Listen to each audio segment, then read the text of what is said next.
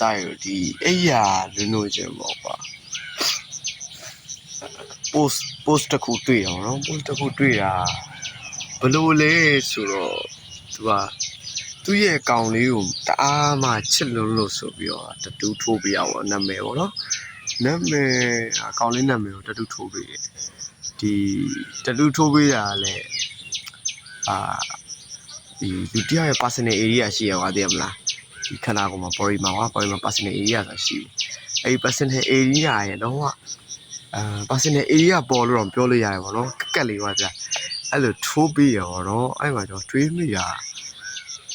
လို့ငါတို့အရင်တော့တော်တော်ချမ်းသာခြင်းခဲ့တာစောင်းရဲချမ်းသာတဲ့ပဲဖြစ်ချင်တာပေါ့ဒီလားအဆန်နေသုံးမကုန်ဖြုံးနေတာပေါ့နော်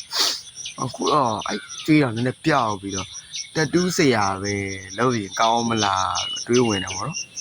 ဒီ